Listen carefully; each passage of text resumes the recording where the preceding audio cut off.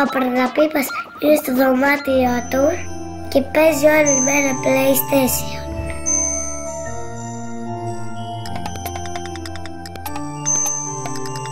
Θα κερδίσω. Έχασα πάω στην άλλη πίστα.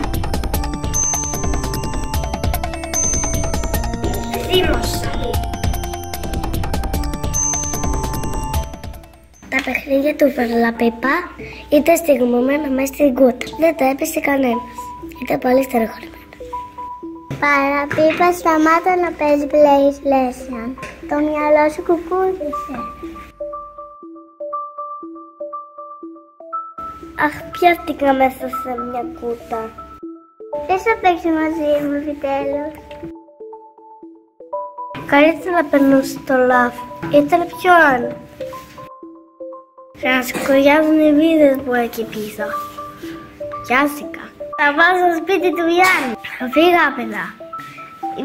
Μήπως ο Γιάννης θα παίξει μαζί μου. Κράσε το τυγάκι και πήγε στο σπίτι του Γιάννη. Όμως και ο Γιάννης δεν έπαιζε με τα παιχνίδια του. Καθόταν μπροστά στη τηλεόραση, τρώγοντας πατατάκια και παρακολουθούσε καινούργια σχέδια με τις ώρες. Γιάννη Σκαμάκα, βλέπεις καινούργια σχέδια. Πεκαίνω Σκαμάκα, θα χαρέσω σκαμάκια σου.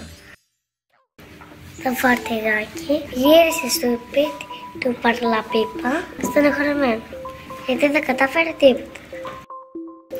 Εγώ δεν τα παρητώ, θα πάω στο σπίτι της Φανής, να βρω κάποιον να παίξει.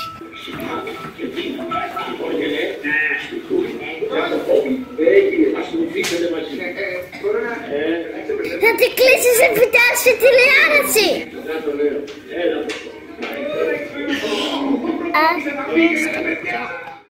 Κοιμήθηκε μπροστά στη τηλεόραση και το αρκουδάκι κοιμήθηκε στα πόδια μας.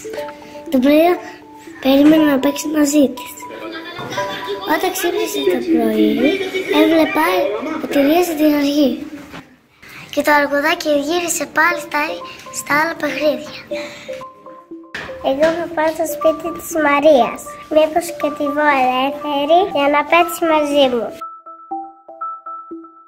Όμως το δεινοσαυράκι βρήκε τη Μαρία να παίζει τάπλο με τις ώρες. Και έτσι έφυγε.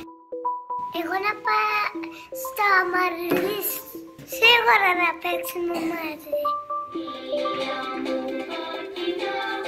Και η Ντόρα βρήκε τον Μαριλής να βλέπει στο YouTube τραγούδια ασταμάτητες ώρες.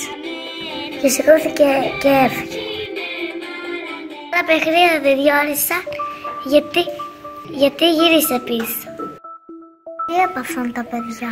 Έχουν πάθει ηλεκτρονική γρίπη, αρρώστια της οθόνης. Όλα τα παιδιά είναι μπροστά σε μια οθόνη και δεν παίζει κανένα μαζί μας. Ούτε βιβλία διαβάζουν. Τι πρέπει να κάνουμε? Θα σηκωθούμε, φύγουμε. Να διαματαρηθούμε. Να πάμε στο Νοικοκυρικό Παιδείας. Να μας βοηθήσει. Να φύγουμε από αυτή τη χώρα που δεν παίζει κανένας μαζί μας. Και από βάση όλα τα παιχνίδια διαμορφωνιστούν μπροστά στο Υπουργείο Παιδείας. Τα παιχνίδια φώναζαν θύματα. Θέλουν τα παιδιά να τα παίζουν.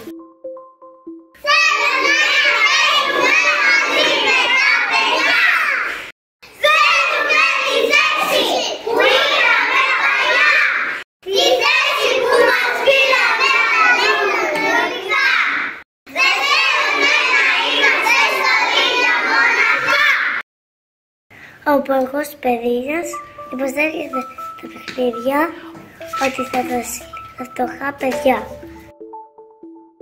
Αφήστε τις οθόνες και ρίξτε στην αυλή. Παίξτε με τους φίλους και με χαρά πολύ. Τα παιδιά όμως, όταν τα παιχνίδια του είδαν στην τηλεόραση, έτρεξαν το πάνω πίσω.